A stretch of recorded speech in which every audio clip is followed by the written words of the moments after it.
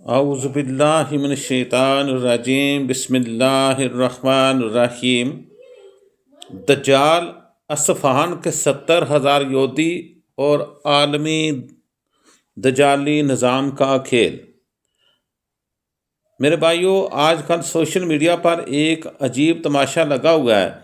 کوئی ایک حدیث اٹھاتا ہے، اس کے آدھے جملے کو پوسٹر بناتا ہے اور پورے عالم اسلام میں فرقہ واریت کی آگ لگا دیتا ہے۔ ذرا رکیے اور ایک لمحہ سوچئے، کیا واقعی نبی کریم صلی اللہ تعالیٰ علیہ وآلہ وسلم کی پیشین گوئیوں کو سمجھنے کا یہی طریقہ ہے جو آپ نے اختیار کیا ہوا ہے، یا یہ مسلمانوں کو اصل مارکے سے غافل رکھنے کے لیے دجالی سیاست کا سب سے کامیاب ہتھیار ہے جو آپ استعمال کر رہے ہیں؟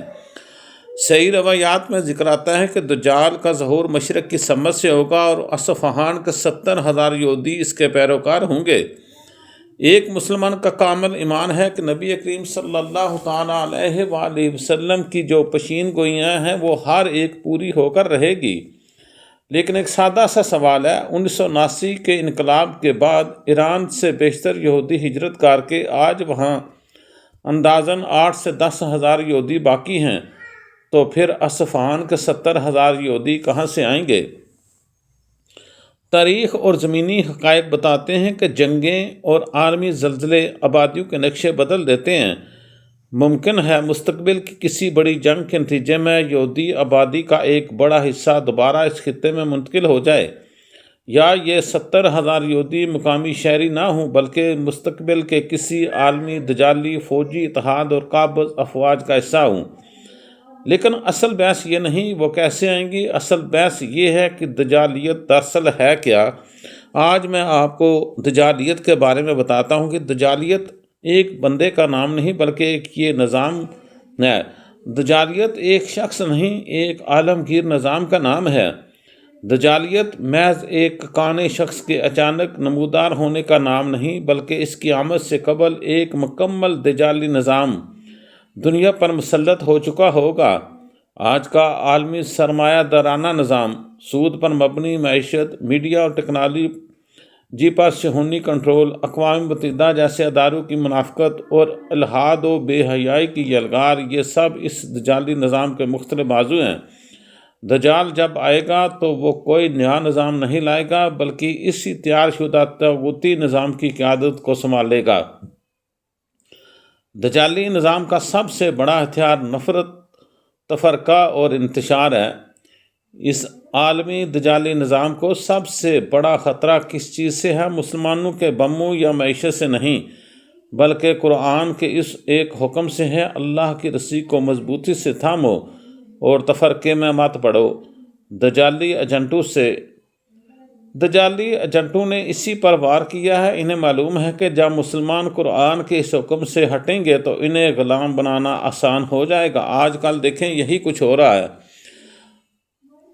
ترپت کے ہر پتہ کو وہ یوز کر رہے ہیں۔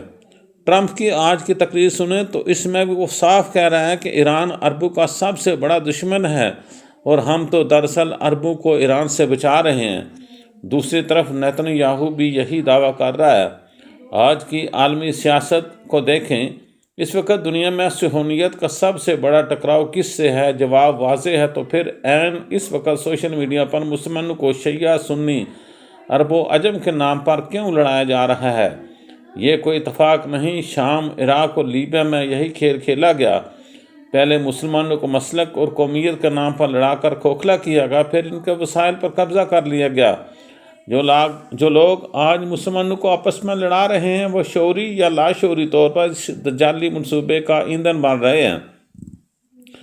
اسلام اصل مسئلہ فرقوں کا جھگڑا نہیں بلکہ باطل دجالی نظاموں کا غلبہ ہے۔ جب مسلمان فروعی اور مسلکی بحثوں میں الجھ جاتے ہیں تو وہ اقامت دین اور طاغوت سے بغاوت کا اصل مارکہ بھول جاتے ہیں۔ عین اسی دوران عالمی طاقتیں پورے خطے کو نگل لیتی ہیں۔ دجال جب آئے گا تو اس کے ساتھ 70,000 یہودی نہیں ہوں گے، اس کی صفوں میں وہ نام نہاد مسلمان بھی کھڑے ہوں گے جو فکری دھوکے کا شکار ہو گئے ہوں گے اور جو سچ اور جھوٹ میں فرق کو نہ سمجھ سکیں گے اور اس میں وہ فرق نہ کر سکیں گے، جنہوں نے اپنی توانائیاں امت کو جوڑنے کے لیے بجائے توڑنے پر صرف کی ہوں گی وہ اس دجالی سسٹم کے مددگار ہوں گے۔ اس لیے آج خود یہ سوال مت پوچھیں کہ اصفہان کے یہودی کہاں سے آئیں گے، بلکہ میرے بھائیوں خود سے یہ پوچھیں کہ آج یہ عالمگیر دجالی نظام ہماری معیشت، سیاست اور معاشرت پر مسلط ہے تو ہم